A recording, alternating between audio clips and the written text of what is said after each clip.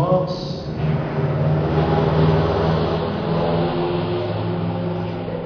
as leituras desse final de semana, o 15º domingo do tempo comum, nos convida a tomar consciência da importância da palavra de Deus e ao mesmo tempo nos convida a fazer uma reflexão: qual é o lugar que a palavra de Deus ocupa na minha vida?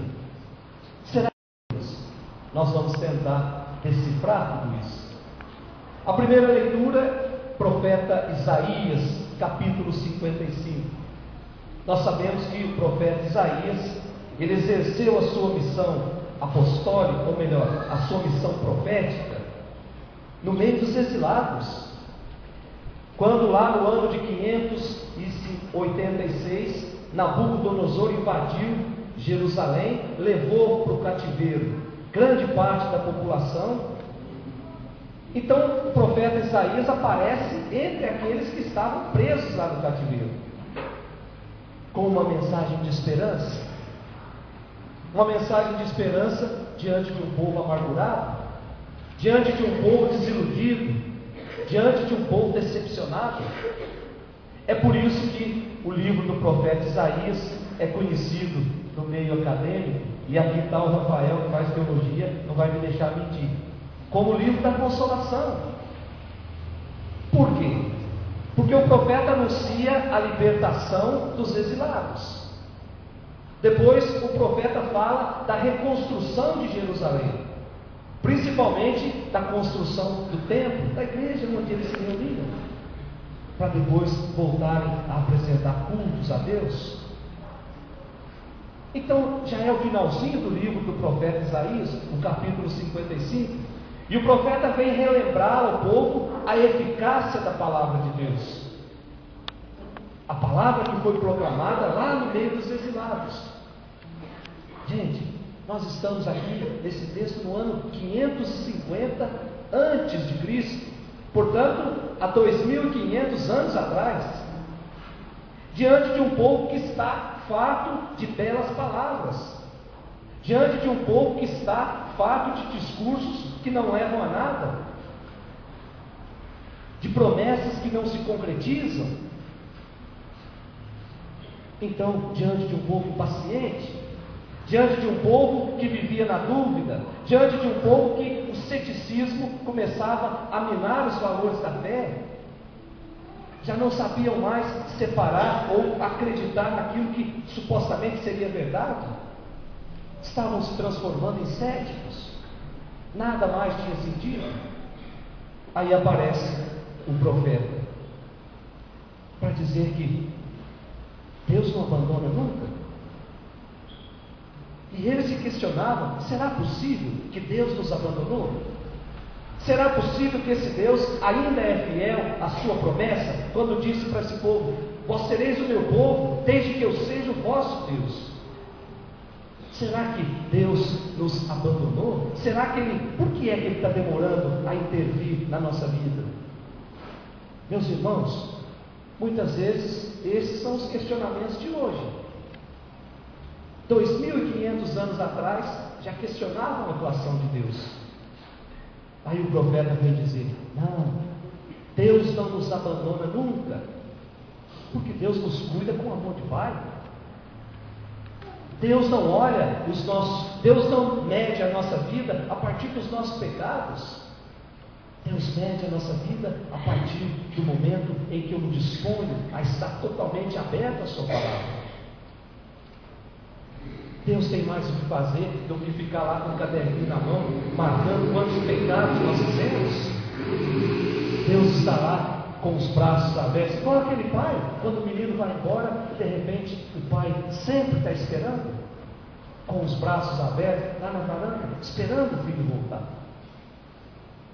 O profeta vem dizer isso para aquele povo: Deus não nos abandona nunca. Aí ele começa a usar umas figuras para explicar o que a palavra de Deus faz na vida daqueles que o servem. E ele diz o seguinte: olha a chuva cai na terra e ela não volta para o céu sem antes cumprir a sua função. Olha a neve, eles não voltam para o céu sem antes fazer o ciclo. E o que é que a chuva e a neve têm a ver com essa primeira leitura? Aí a gente precisa entender um pouquinho de geografia. Em Israel, qual era o rio que cortava o território de Israel todinho, senão o rio Jordão? Portanto, a chuva aumentava o volume da água do rio, e por onde o rio passava, ficava rastro de vida. Para dizer que a palavra de Deus é assim na nossa vida. Ela não volta sem antes transformar o coração, sem antes amolecer o nosso coração, para que o nosso coração possa acolhê-la cada vez mais. A palavra de Deus é como essa água que cai do céu, que gera vida, que alimenta o povo, que sustenta na caminhada. O que seria de todas as religiões cristãs se não fosse o contato com a palavra de Deus? Palavra de Deus que conforta, palavra de Deus que anima. Depois a nossa segunda leitura, carta aos Romanos, o capítulo 8, que nós começamos a ler no domingo passado, quando Paulo vinha dizer: é preciso viver uma vida segundo o Espírito, não segundo a carne, dizia Paulo. Então Paulo continua hoje com essa catequese sobre a salvação, e ele vem dizer o seguinte: ninguém merece a salvação. Deus oferece a salvação a todos porque Ele é bom. Nós não temos mérito nenhum em ser salvos. E ele dizia: porque nós vivemos mergulhados em situações de pecado. Mas Deus vem nos oferecer, através de Jesus Cristo, a salvação. Portanto, salvação, meus irmãos, não é cumprir regras. É o que Paulo está querendo dizer desde o domingo passado. Salvação é opção por Jesus Cristo. Quando eu permito que Jesus Cristo entre na minha vida, eu estou dando passo para essa salvação. E eu até dizia domingo passado: eu posso passar uma vida toda participando da missa, posso passar uma vida toda com as minhas orações, com as minhas devoções, posso ter lá na minha casa o meu altar cheio de imagens, e no último dia da minha vida eu vou para o inferno, porque o meu coração não foi capaz de amar, porque o meu coração não foi capaz de perdoar, porque o meu coração muitas vezes vira a cara para a pessoa dentro da própria casa. Quantas famílias estão desestruturadas porque não tem diálogo ali dentro? Ah, padre, mas nós vamos na missa todo domingo. Antes de vir à missa é preciso amolecer o coração. Coração duro, a palavra de Deus não entra. Coração duro, a palavra de Deus não cria raízes. Quantos casos a gente escuta de famílias totalmente desestruturadas, porque na divisão da herança um irmão ficou com um pouquinho mais? Quantas famílias totalmente desestruturadas, porque foi dita uma palavra numa hora que o coração não estava preparado para escutar aquilo, viraram a cara e continuaram caminhando? Por isso, cumprir regras não salva ninguém. Se eu não permitir que Jesus more dentro do meu coração. E quando Jesus mora dentro do meu coração, a ação dele se dá no Espírito Santo. Que coisa bonita! Deus nos oferece a salvação por meio de Jesus, e essa salvação atua em nós pela ação do Espírito Santo. É a Trindade fazendo movimento na nossa vida. E por fim, não tem por fim ainda. Tem um pedacinho ainda da carta de São Paulo, que ele começa a comparar também. E ele diz o seguinte: olha só, está aí diante do homem para que ele escolha seguir a vida segundo o Espírito ou a vida segundo a carne. E para Paulo, o homem não é o único interessado nessa escolha. Aí é o texto da segunda leitura de hoje. A criação inteira está esperando a escolha desse homem. A criação inteira depende da escolha que o homem faz. Se o homem escolhe viver segundo a carne, ele caminha para a morte. E quando eu falo de morte, meus irmãos, não é a morte física. Morte física todos nós vamos experimentar. Existe uma morte que é a pior de todas as mortes, que é quando eu perco a amizade com Deus, a morte espiritual. Quando eu não permito que Deus haja na minha vida. quando eu me transformo numa pessoa orgulhosa, numa pessoa autossuficiente, numa pessoa que acha que pode tudo sem Deus. Essa é a pior das mortes. Corta o meu laço de amizade com Deus. E essa morte, diz Paulo, quem vive segundo a carne, experimenta dessa morte. Toda a criação, diz São Paulo, espera que o homem escolha viver segundo o Espírito, para que nasça um homem novo, para que nasça um homem restaurado, diante das dificuldades do dia a dia. Portanto, é uma questão de escolha, e para essa escolha, Deus vai dando as pistas. Só não enxerga quem não quer. Mas essa vida segundo o Espírito, diz São Paulo, ela precisa de renúncia. Ela precisa que eu deixe de lado meu egoísmo, meu comodismo, meu orgulho. Supõe também uma opção por um caminho de entrega da própria vida a Deus e aos outros. Aí ele usa o exemplo das dores do parto. Toda mulher sabe como é a dor do parto, mas é uma dor que sabe que depois da dor vem a vida, vem a alegria da vida. E Paulo vem dizer, as dores do tempo presente, os sofrimentos do tempo presente, é parecido com as dores de uma mulher que está sofrendo parto, mas a alegria, ela é muito maior.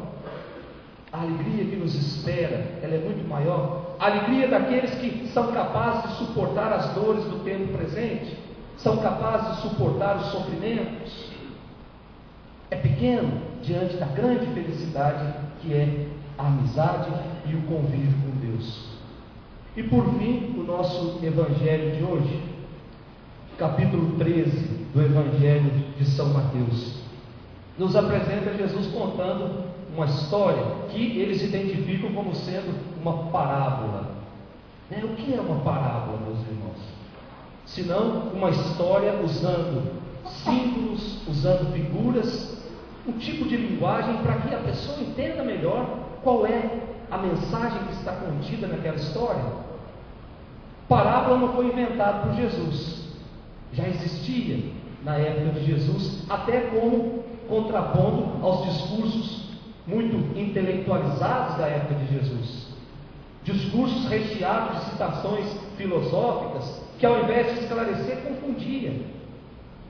Aí Jesus vem dizer que um homem saiu com um punhado de semente na mão e saiu jogando as sementes, e um pouco da semente caiu à beira do caminho. Aí vieram os pássaros e comeram tudo. Outro pouco de semente caiu num terreno cheio de pedra, não cresceu, porque não tinha profundidade. Um outro caiu no meio dos espinhos, e os espinhos cresceram mais e afogaram essa semente. Aí a quarta parte caiu em terra boa. Mas o mais interessante dessa história é o fato de Jesus estar sentado à beira do mar da Galileia. Não é tanto a parábola. Por quê? Porque no mar da Galileia houve grandes discussões com Jesus acerca da sua missão. Lá em volta do mar da Galileia, acusaram Jesus de não guardar o sábado. Em volta do mar da Galileia, queriam matar Jesus. Depois, lá mesmo em volta do mar da Galileia, disseram para Jesus o seguinte: você faz milagre? É em nome de Deus é tu, não do diabo. Lá em volta do mar da Galileia, exigiram que Jesus desse sinais provando que ele era Jesus. Então, em volta do mar da Galileia, era uma grande crise. Não conseguiam compreender a mensagem de Jesus. Aí Jesus conta essa história para dizer: coragem, não desanime, pois apesar do aparente fracasso que é o reino de Deus, é uma coisa que está germinando, é uma realidade certa, o resultado vai ser surpreendente. Basta olhar para trás hoje e ver nós aqui, frutos dessa grande experiência. Então, caríssimos irmãos, diante dessa história que nós lemos hoje, dessa parábola, há várias atitudes. Aquelas pessoas que têm o coração duro, como um chão de terra batida, a palavra de Deus não é capaz de penetrar nesses corações, então ela não dá fruto. Aquelas pessoas que têm um coração inconstante, às vezes até se entusiasmam, às vezes assistindo um programa de televisão se sente entusiasmado, às vezes ouvindo uma música bem cantada, bonita, se sente entusiasmado, às vezes ouvindo uma pregação se sente entusiasmado, mas diante da primeira dificuldade vão embora, não são capazes de suportar perseguições, não são capazes de suportar nada. Por quê? Porque não tem raiz. Aquelas pessoas que têm o coração materialista passam a vida toda atrás de acúmulo de bens, passam a vida toda aumentando a conta no banco, como se isso fosse garantia do céu também. O extrato que nós vamos apresentar para entrar no céu, ele não sai de uma máquina de banco, ele sai do nosso coração. É o que está aqui dentro que vai ser determinante para entrarmos no céu, meus irmãos. Então, aquelas pessoas que consomem a sua vida o tempo todo atrás de acúmulo de riquezas, a palavra de Deus é sufocada, não tem tempo para Deus. Mas aqueles que têm o coração disponível, diz o Evangelho de hoje, coração aberto aos desafios do reino, nesses a palavra de Deus dá frutos, nesses a palavra de Deus cresce. Sabe de uma coisa, gente? Eu vou falar uma coisa que não está aqui, nem está no Evangelho, mas se eu tiver errado, depois eu me acerto com Deus. Nós não somos chamados a somente dar frutos. É muito pouco, embora o Evangelho diga que nós precisamos dar frutos, mas eu conheço tanto pé de fruta que dá fruto amargo, dá fruto azedo. Nós somos chamados a dar frutos saborosos. Talvez na palavra de Deus tenha esquecido desse pequeno detalhe, mas de grande significado. Não basta somente dar frutos, é preciso dar frutos saborosos, frutos doces, e adoçar a nossa família, e adoçar a nossa sociedade, e adoçar a nossa cidade, e transformar esse mundo num lugar mais humano, mais fraterno. Isso é fruto doce, saboroso. Então vamos pedir para Deus essa graça nessa noite, que o nosso coração possa ser essa terra boa, capaz de acolher a semente que é a palavra de Deus, mas sobretudo capaz de produzir frutos, produzir 100, 60, 30 por ano. E aí nós vamos contagiando o mundo com esse amor de Deus. Louvado seja nosso Senhor Jesus Cristo.